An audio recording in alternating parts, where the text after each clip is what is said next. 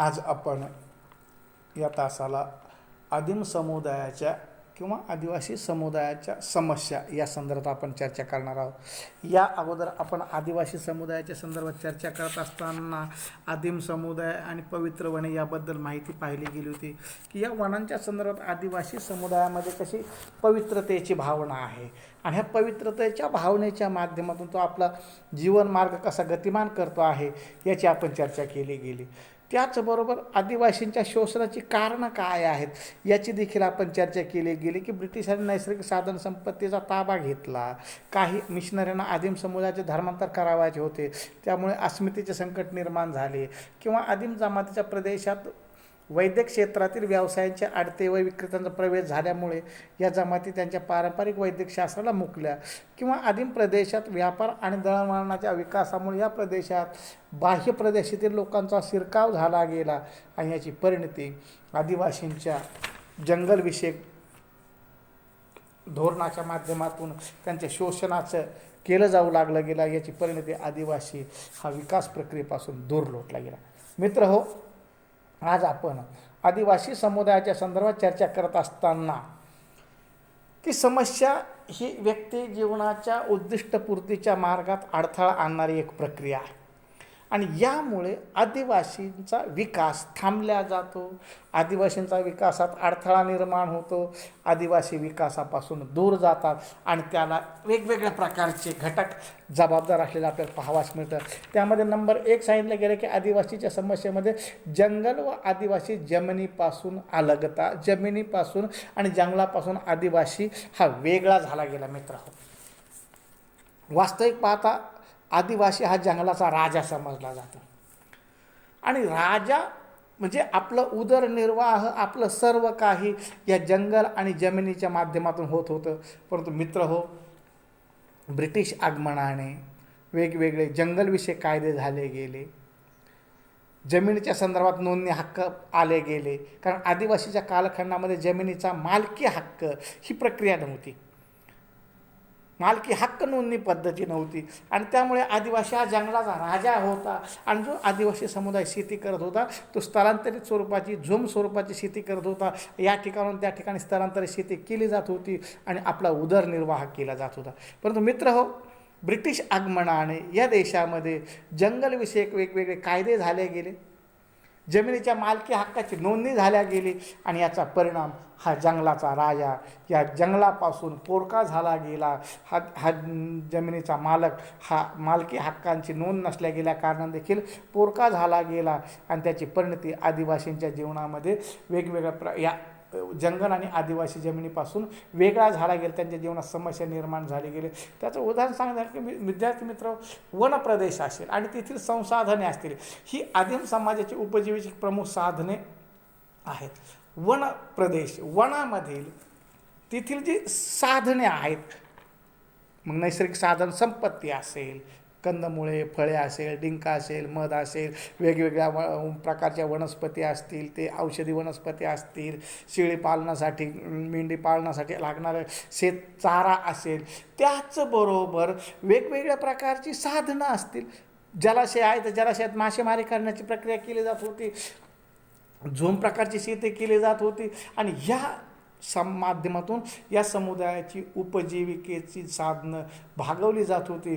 परंतु या वन प्रदेश आणि जमिनीपासून हा आदिवासी समुदाय या वेगवेगळ्या कायद्याच्या माध्यमातून दूर लोटला गेला आणि याची परिणती तो जमिनीच्या हक्कापासून आणि जंगलाच्या संसाधनापासून बाजूला झाला गेला। त्याची परिणती आदिवासींच्या जीवनात समस्या निर्माण झाल्या गेल्या। मित्रांनो, एवढंच नव्हे तर बाह्य प्रदेशातील लोक आदिम समाजाची जमीन आणि तेथील संसाधनाचे शोषण करतात की बाह्य समाजाचे लोक जे दऱ्याखोऱ्यात वास्तव्य करत नव्हते, परंतु वाहतुकी दळणवळणाच्या साधनामुळे हा समुदाय हे बाह्य प्रदेशातील लोक आदिवासीच्या जमिनी आणि तेथील संसाधनाचा शोषण करत आहेत, त्यांची ताब्यात घेत आहेत, आपल्या जमिनी विकत घेत आहेत, जमिनीच्या नैसर्गिक साधन संपत्तीचा वाटा आपल्याकडे घेत आहेत आणि यामुळे हा जंगलाचा राजा हा पोरका झाला गेला आणि याची परिणती आदिवासींच्या जीवनात समस्या निर्माण झाल्या गेल्या आपल्याला पाहावंच मिळतं. एवढंच नव्हे तर ब्रिटिश आगमनाने आदिम जमिनीपासून दूर गेला, कारण ब्रिटिशांनी या देशामध्ये जंगलविषयक वेगवेगळे कायदे केले गेले आणि जंगलविषयक कायदे केल्या गेल्या कारणानं जंगलाचा राजा या जंगलापासून दूर झाला गेला आणि याची परिणती त्यांच्या आर्थिक जीवनामध्ये अनंत प्रकारच्या अडचणी, अनंत प्रकारच्या समस्या निर्माण झाल्या गेल्या. त्याची परिणती आदिवासींच्या विकासात अडसर ठरला गेला. म्हणून ब्रिटिश आगमनाने आदिवासी समुदाय जमिनीपासून दूर गेला, जंगलविषयक कायदे केले गेले आणि जंगलात जाणं देखील बंद झालं गेलं. शिकार करण्यावर बंदी आल्या गेली, कंदमुळे फळे गोळा करण्यावर बंदी आल्या गेली, मासेमारी करण्यावर बंदी आली गेली, शेती कसण्यावर बंदी आल्या गेली आणि याच्यापासून हा जंगलाचा राजा पोरका झाला गेला आणि त्याची परिणती आदिवासींच्या जीवनात समस्या निर्माण झाल्या गेल्या. एवढंच नाही मित्रांनो, तो औद्योगिकरण आणि धरण बांधकामामुळे शासनाने वेगवेगळ्या प्रकल्पासाठी जमिनी ॲक्वायर केल्या गेल्या आणि या जमिनी ज्या ॲक्वायर केल्या गेल्या, जमिनी ताब्यात घेतल्या गेल्या, त्यामध्ये प्रामुख्याने आदिवासींच्या जमिनी ताब्यात घेण्यात आल्या गेल्या आणि त्याची परिणती तो जमिनीच्या हक्कापासून बाजूला झाला गेला. हक्का तर जमिनी हस्तांतरित केल्या गेल्या, जमिनी ताब्यात घेतल्या गेल्या आणि त्याचबरोबर वेगवेगळ्या धरण बांधकामामुळे शासनाची जमिनी संपादन केल्या गेल्या. परंतु औद्योगिकरणाच्या माध्यमातून ज्यांचं पुनर्वसन विस्थापित झालेल्यांचं पुनर्वसन जे शासनाच्या माध्यमातून योग्य प्रकारे व्हायला पाहिजे होतं, त्यांना योग्य प्रकारचा मोबदला द्यायला पाहिजे होता, तो दिला गेला नाही. त्याची परिणती आदिवासींच्या जीवनात समस्याच निर्माण झाल्या गेल्या. एवढंच नाही विद्यार्थी मित्र, तर आदिवासी जमिनीचे हस्तांतरित करणे किंवा विक्री या विरोधाला अनेक राज्य सरकारने विविध कायदे केले गेले. आदिमांच्या जमिनी ज्या आहेत हस्तांतरित करण्याचे किंवा विकण्याचे या विरोधात अनेक राज्य सरकारने विविध कायदे केले आणि असे असले तरी आदिवासीची जंगल जमिनीपासून असलेली समस्या ही पूर्णतः सुटली गेली नाही आणि याचा परिणाम आदिवासींच्या विकासात अडसर निर्माण झाला गेला. मित्र हो, त्याची समस्येत भर पडली गेली या वेगवेगळ्या घटकामुळे. मग ब्रिटिशांचे वेगवेगळे जंगलविषयक कायदे असतील, औद्योगिकरण असेल, एवढंच नव्हे जमीनदाराने व्यापाऱ्याने देखील या आदिवासींच्या जमिनीवर ताबा घेतला गेला. त्यांचं अज्ञान, त्यांच्या समस्येची विचारात चौकशी करून किंवा त्यांच्या अज्ञानाचा गैरफायदा घेऊन या जमीनदारानं त्यांना छोट्या मोठ्या प्रमाणात पैसे दिले गेले. अक्षर ओळख नसल्या गेल्यामुळं आकडा किती लिहिला याचं ज्ञान नाही आणि या खोट्या नाट्या हिशोब लिहून या जमीनदारांनी, या व्यापाऱ्यांनी आदिवासी जमिनीत ताबा मिळवला गेला आणि त्याचा परिणाम हा जंगलाचा राजा जो आहे हा जंगलापासून पोरका झाला गेला. त्याची परिणती आदिवासींच्या जीवनात जंगल आणि आदिवासीची हा जमिनीपासून काय झाला गेला, दूर लोटला गेला. त्याच्या जीवनात समस्या निर्माण झाल्या गेल्या. मित्र हो, नंबर 2 विद्यार्थी मित्र, दारिद्र्य आणि कर्जबाजारीपणा. आदिवासींच्या जीवनाला दारिद्र्य आणि कर्जबाजारीपणा हा त्यांच्या 5वीलाच पुंजलेला होता. आदिवासी हे बहुतांश दारिद्र्य रेषेखाली आहेत. आदिम जमातीचे व्यवसाय परंपरागत होते. उदाहरणार्थ अन्न संकलन असेल तर आदिवासी समुदाय हा अन्न संकलन जुजबी प्रकारचं करत होता, मर्यादित प्रमाणात करत होता. जेवढं लागेल तेवढंच उत्पन्न घेतलं जात होतं. त्यामुळं अन्न संकलन जे केलं जात होतं हे अन्न संकलन मर्यादित स्वरूपाचं होतं आणि त्यामुळे त्यांच्या उदरनिर्वाहाच्या मूलभूत गरजांची देखील पूर्तता होत नव्हती. तर उदाहरण सांगायचं झालं गेलं तर जो शिकार करणारा आदिवासी समुदाय आहे, हा शिकार करणारा समुदाय एकदा शिकार केली की ती शिकार संपेपर्यंत दुसरी शिकार करत नव्हता. कारण केलेली शिकार आणि हे मांस किंवा ह्या प्राण्याचा मांस जे आहे हे प्रिझर्व करणं, हे व्यवस्थित ठेवणं ही सिस्टीम उपलब्ध नव्हती. जो आदिवासी समुदाय शेती करत होता, झुम प्रकारची शेती करत होता, त्या माध्यमातून मिळणारं उत्पन्न कमी होतं आणि मिळालेलं उत्पन्न संपल्याशिवाय तो शेतीत दुसरं उत्पन्न घेत नव्हता. म्हणजे अन्न संकलन ही जी प्रक्रिया आहे ही आदिवासी समुदायात मर्यादित प्रमाणात होती आणि तेच अन्न संकलन करण्यासाठी लागणारी जी साधनं आहेत ही देखील परंपरागत स्वरूपाची होती. शेती झुम पद्धतीने केली जात होती. टोकदार साधनाने ते जमीन जी झाडं आहेत ती तोडली जात होती टोकदार साधनाने उकरली जात होती.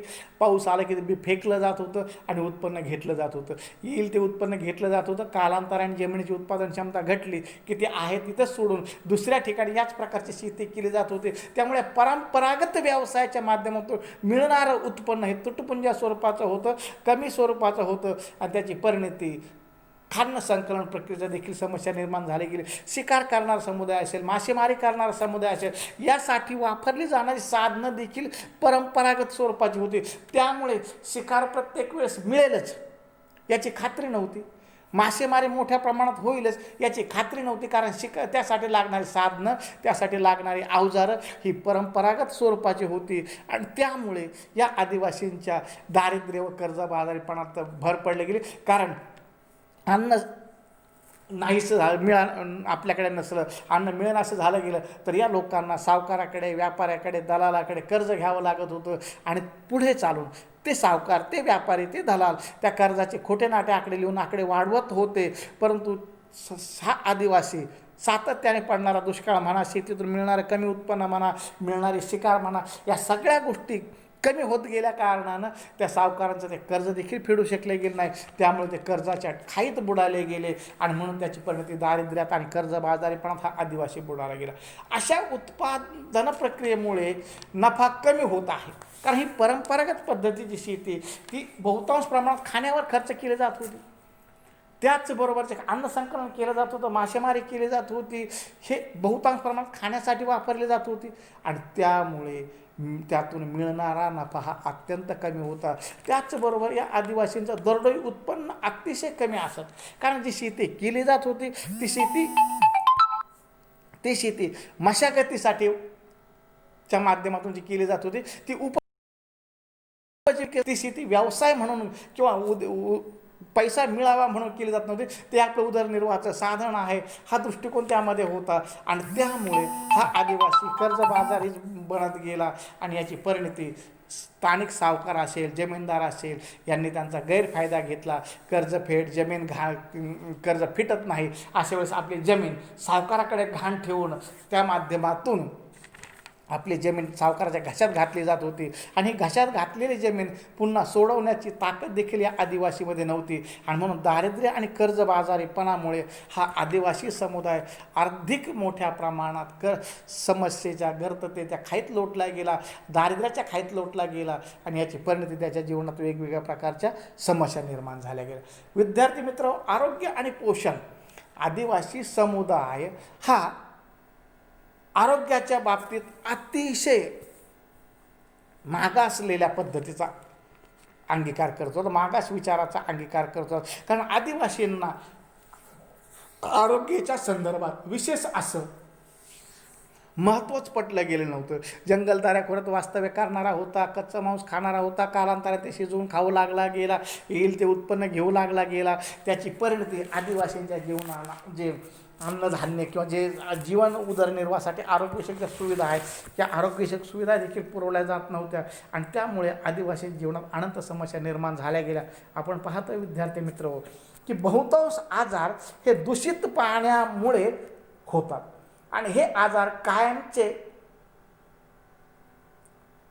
जीव घेणे ठरतात. त्याची परिणती आदिवासींच्या आरोग्यविषयक समस्येत भर पडले गेली. आणि या माध्यमातून आदिवासींच्या आरोग्यविषयक समस्येला बळकटी मिळाली गेली. विद्यार्थी मित्र, बालमृत्यूचे प्रमाण आदिवासींच्या जे समुदायामध्ये अधिक होते, वैद्यकीय सुविधांची कमतरता होती, दारिद्र्यामुळे आरोग्याकडे लक्ष देता येत नाही, तर कुपोषण या समुदायाची प्रमुख समस्या होती. विद्यार्थी मित्र, आपण पाहतो की आदिवासी आरोग्यविषयक समस्येच्या बाबतीत अतिशय मागासलेला होता, जागरूक विचार नव्हते. आपण पाहतो शिकार करणारा आदिवासी समुदाय असेल तर त्या शिकार करणारा हा आदिवासी समुदाय नग्न अर्धनग्न औषध भटकंती करत होता. जे अंगावर कपडे परिधान केले आहेत हे बहुतांश वेळा दुसरे कोणीतरी दिलेले आहेत. मग कपडे केव्हा बदलावेत, कधी धुवावेत याचं ज्ञान नसल्या गेल्या कारणानं हा आदिवासी अंगावरच भिजलेले कपडे या अंगावरच वाळले जात होते. आणि यामुळे त्वचेचे विकार, निमोनियासारखे, टायफॉईडसारखे आजार बळावले गेले. आणि त्या माध्यमातून देखील आदिवासींच्या जीवनात समस्या निर्माण झाल्या गेल्या. जे पाणी पिलं जाते ते दूषित स्वरूपाचं पाणी आहे. त्या दूषित पाण्याने वेगवेगळ्या प्रकारचे आजार होत आहेत. एवढंच नव्हे तर हा दर त्यांचा आदिवासी समुदायाचं जे आरोग्यविषयक समस्या आहे यामध्ये बालमृत्यूचं प्रमाण अधिक आहे. की आज देशामध्ये मूल जन्माला येण्यापूर्वी स्त्री गर्भवती राहिली गेली तर तिला वेगवेगळ्या प्रकारचे तिच्या बाळाची आणि तिची प्रकृती चांगली अधिक राहावी यासाठी वेगवेगळ्या प्रकारचे डोस दिले जातात. परंतु आदिवासी समुदाय या आरोग्यविषयक सुविधेपासून बाजूला आहे. त्याचबरोबर या आदिवासी स्त्रियांना पोषक असा आहार न मिळाल्या गेल्या कारणानं जन्माला येणारं बालक हे अपरिपक्व कमकुवत असे शारीरिक वाढ परिपूर्ण झालेली नसते आणि त्यामुळे हे बालक जन्माला आल्यानंतर असं कोणत्याही छोट्याशा रोगाला चटकन बळी पडून मृत्युमुखी पडत असे. वेगवेगळ्या आजाराच्या साथी थैमान घालत होत्या आणि त्यामुळेही आदिवासी समुदायामध्ये बालमृत्यूचं प्रमाण अधिक होते. आणि मूळतः आदिवासी समुदायामध्ये वैद्यकीय सुविधांचा अभाव होता, कमतरता होती असं आरोग्यशास्त्र दृष्टिकोनातून सांगितलं जातं की लोकसंख्येनुसार आरोग्य केंद्र असायला हवीत. परंतु आजही आपल्या देशामध्ये लोकसंख्येचा निकष लावून आरोग्यविषयक सुविधा उपलब्ध करून दिले जात नाही. आदिवासी समुदाय तो वाड्यातोड्यावर राहतो, डोंगरदऱ्यामध्ये राहतो. मग आरोग्य केंद्र निर्माण करावायचे कुठं, आरोग्यविषयक सुविधा उपलब्ध करायच्या कुठे, आदिवासी तिथे येईल का, तिथे असेल तर तिथे डॉक्टर नर्सेस तिथे आहेत का, या सगळ्या गोष्टी विचाराच्या माध्यमातून धरसोडीच्या झाल्या गेल्या आणि त्यामुळे या वैद्यकीय सुविधांची कमतरतेमुळे देखील आदिवासी जीवनात समस्या निर्माण झाली गेली. आणि त्याचबरोबर दारिद्र्यामुळे या लोकांना आरोग्याकडे लक्ष देता येत नव्हते आणि त्याची परिणती कित्येक बालकं कुपोषित जन्माला आली गेली आणि असंख्य रोगाला चटकन बळी पडून मृत्युमुखी पडली गेली.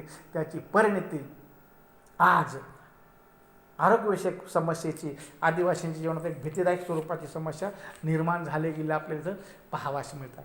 विद्यार्थी मित्रांनो, नंबर 4ची समस्या सांगितली गेली की निरक्षरता. आदिवासींच्या विकासात निरक्षरता हा एक महत्त्वाचा अडसर आहे, महत्त्वाचा अडथळा आहे असं आपल्याला पाहावयास मिळेल. कारण आदिवासी समुदाय हा अक्षर ओळख नसलेला समुदाय आहे, शिक्षणापासून दूर असलेला समुदाय आहे, शाळेच्या